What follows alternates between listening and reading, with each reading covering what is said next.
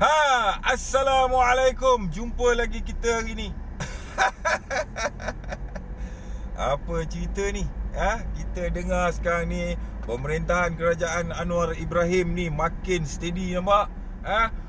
Macam-macam cadangan, macam-macam perancangan untuk masa depan rakyat.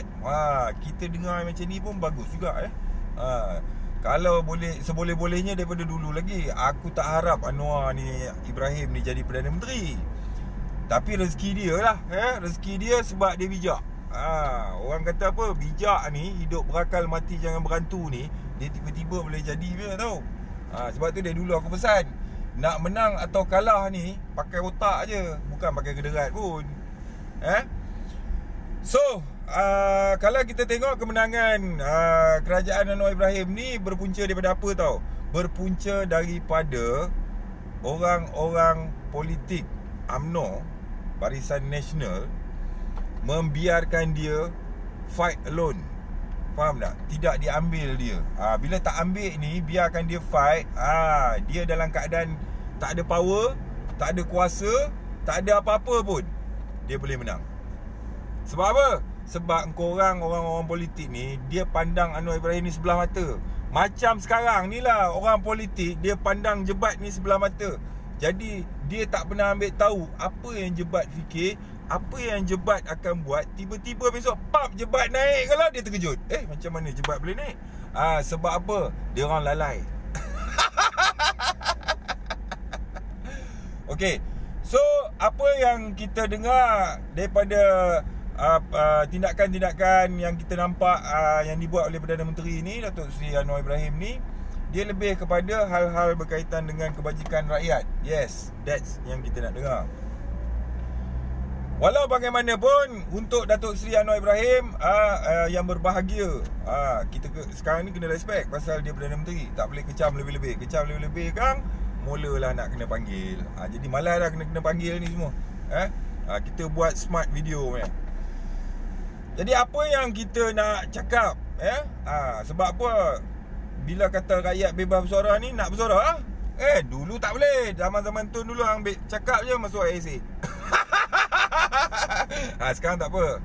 Okey, bila kita tengok Datuk Seri Anwar Ibrahim naik sebagai Perdana Menteri, kita tengok dia mula cut bajet, dia cut gaji menteri, dia kecilkan kabinet. Ini tindakan-tindakan yang tak pernah mampu dibuat oleh Barisan Nasional. Tapi Datuk Seri Anwar Ibrahim ni dia boleh buat lah. Okey, tapi apa yang kita nampak kat sini, dia cuba nak buat panggil investor negara luar masuk balik, bercakap tentang kemajuan, nak memajukan negara apa semua ni, membuat jalinan hubungan dengan negara-negara luar, negara-negara besar, negara-negara maju ni semua. Saya takut tindakan yang dibuat ni hanya nampak megah di mata orang yang tak tahu. Tapi kalau orang yang melihat daripada sudut bawah, kita akan nampak apa yang dilakukan Datuk Seri Anwar Ibrahim ni baik untuk negara, tetapi kalau tak betul, silap-silap, buruk untuk orang Melayu dan rakyat Malaysia. Contohnya apa dia? Bila kita bercerita tentang teknologi dan kemajuan, kita nak buat apa dengan teknologi dan kemajuan kalau rakyat kita eja perkataan teknologi pun tak pandai lagi? Faham tak? Jadi saya punya nampak, bangunkan dulu ekonomi dan taraf hidup anak-anak bangsa kita yang gelandangan, yang miskin, B40, yang duduk bawah jambatan ni semua, tarik dia orang keluar dulu.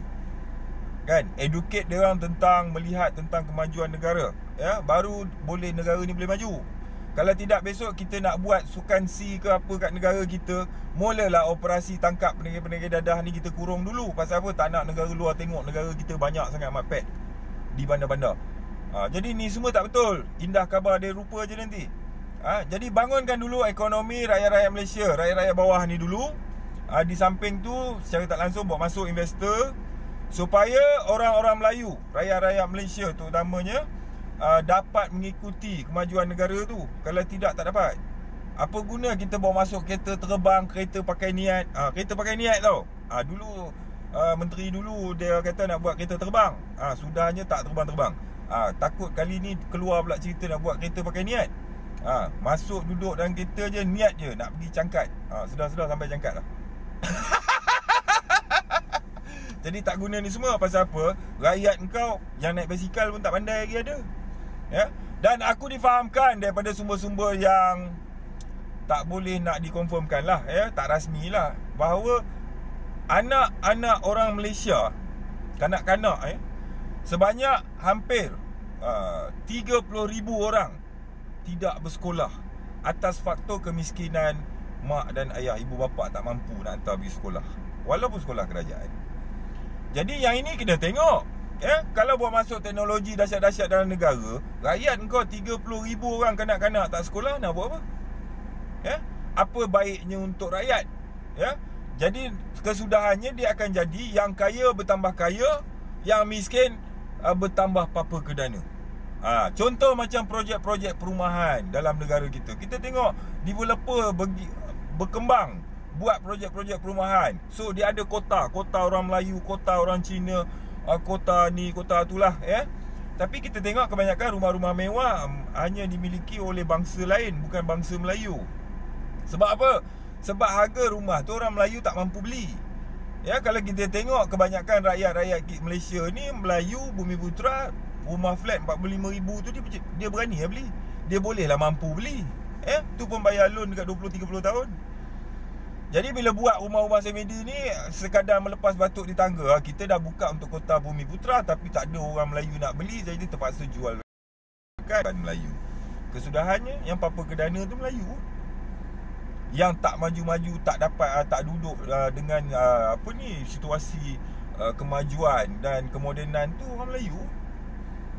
Jadi kalau buat masuk macam ni punya style, kalau orang Melayu takkan maju. Majukan dulu mentaliti mereka, bangunkan ekonomi mereka, pergi jumpa gelandangan tu semua, tanya kenapa kau jadi gelandangan, tak ada kerja, carikan kerja bagi kat dia. Dia diletakkan di bawah satu program khas. Dan kemajuan daripada negara luar, investor masuk, baru nampak negara ni best.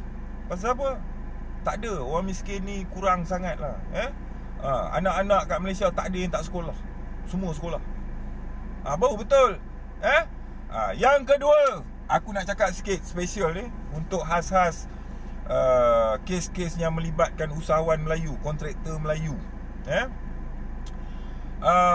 Mungkin Perdana Menteri kita Datuk Seri Anwar Ibrahim ni perlu sikit berkaitan dengan sekiranya wujud kartel-kartel yang mengawal projek-projek di dalam Majlis Perbandaran, Dewan Bandaraya, ataupun inilah tempat-tempat yang macam ni lah, pejabat daerah ke apalah semua ni, Sebab apa aku ada bermimpi wujud kartel-kartel ni yang mana dia pegang 40-50 lesen kontraktor di bawah kawalan dia. Yang mana banyak kontraktor-kontraktor ni bagi lesen kat dia, bagi syarikat kat dia, dan memakan komisen daripada projek-projek. Maksudnya satu orang dia pegang 40 lesen, 50 lesen, dan dia masukkan 40 lesen ni dalam Majlis Perbandaran. Dan 40 lesen ni adalah dia juga, walaupun lesen ni dimiliki oleh orang lain. Dan orang-orang pemilik lesen tu hanya diberi komisen. Jadi ini adalah satu rasuah ataupun salah guna kuasa secara sistematik tau. Yang mana aku tengok SPRM pun tak mampu mengesan tau tindakan ni. Kalau tengok, melainkan betul-betul nak buat kerja kalau dapat lah. Sebab tu kita tengok ramai kontraktor-kontraktor yang tak dapat job sekarang ni. Alasan-alasan yang diberi oleh Majlis, Dewan Bandaraya dan sebagainya, kononnya tidak ada pengalaman dan tidak ada modal. Jadi kelayakan untuk nak buat satu-satu projek dalam Majlis ataupun dalam Dewan Bandaraya ni tak ada kelayakan. Dan kita tengok pusing pun bertahun-tahun pun orang yang sama saja. Dalam 40 lesen tu saja yang berjalan sebagai kontraktor di dalam satu-satu majlis ataupun Dewan Raya ni. Jadi minta kaji selidik balik, apa jadi dekat nasib kontraktor-kontraktor lain yang tak ada pengalaman, yang baru buat lesen ni, semua nak jadi apa? alasan mengatakan tak ada pengalaman, tak ada modal untuk nak buat projek, ni alasan-alasan tak masuk akal. Sebab Tok Bandar ke ataupun yang di Ketua Majlis Perbandaran sekalipun, dia beranak-beranak terus jadi pandai ke? Tak, dia bodoh dulu. Mana datangnya pandai dan berpengalaman kalau tak bodoh dulu? Faham tak? Mana datangnya berduit kalau tak datang daripada tak ada duit dulu? Jadi alasan-alasan kata tak ada pengalaman lah, tak ada modal pusingan lah, apa semua ni tak logik. Sebab apa? Kerajaan kata nak jaga usahawan Melayu. Aku dengar ada kontraktor dekat Kuala Lumpur tu dah 3 tahun, 4 tahun, 5 tahun tak ada job, tak ada kerja. Usahawan Melayu ni tak ada kerja. Itu satu hal. Siasat kartel-kartel ni, jika wujud kartel-kartel ni yang mana dia berselindung di sebalik lesen-lesen kontraktor. Lesen dia satu je, tapi dia pusing lesen orang kat dalam tu, projek dia punya juga. Cuba siasat benda ni. Sebab aku mimpi ada salah seorang kawan aku duk buat benda ni, dan malahan dia pernah jadi ahli majlis. Aku mimpi lah bukan fitnah dia, bukan tuduh dia, aku mimpi je. Tapi mimpi aku ni mimpi yang SPRM kena siasat. Dan aku rasa SPRM tahu kot benda ni, cuma malas je kot. Jangan malas tau, sebab saya tak malas pergi buat report. Okay, so tengok balik kontraktor-kontraktor ni semua, usahawan-usahawan Melayu ni, jangan dibuat macam tu. Duk makan rasuah lah, apalah semua ni kan, jahanam juga kan pentadbiran kerajaan Anwar Ibrahim ni. Kita kena ada satu semangat untuk bantu kerajaan pimpinan Anwar Ibrahim ni supaya bersih daripada kegiatan-kegiatan dan budaya-budaya yang merosakkan anak bangsa yang dilakukan oleh kerajaan-kerajaan sebelum ni. Kalau tidak, naiknya Anwar Ibrahim ni tak ada makna, sebab tak mengubah apa-apa. Lepas tu kita isu-isu lain lah, isu-isu rasuah lain, sailang projek. Sailang projek ni pun ada juga, melibatkan orang besar-besar ni. Sailang projek, orang lain buat paperwork, orang lain buat proposal, tahu-tahu kena sailang orang lain. Aku dengar kes ni di KL lah. Dalam mimpi tu bagi tahu aku kat KL lah. So tengok balik kes ni.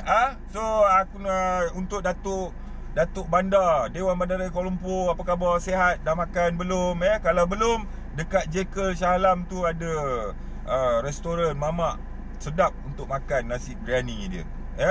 Mamak Jekyll tu pun baik orangnya. Banyak orang kata dia baik kan. Jadi tengok-tengok jugalah. Kedai kain boleh buat projek parking apa semua ni. Dan ada juga syarikat-syarikat yang berkawan, bersahabat dengan orang besar ni, tak bayar cukai tanah sampai 7-8 tahun, boleh dapat tanah daripada kerajaan. Aku difahamkan begitulah dalam mimpi aku tu lah. Cerita mimpi tak ada kesalahan, sebab tak ada sejarah lagi dalam Malaysia cerita mimpi disaman atau didakwa di mahkamah, sebab cerita tu adalah cerita mimpi.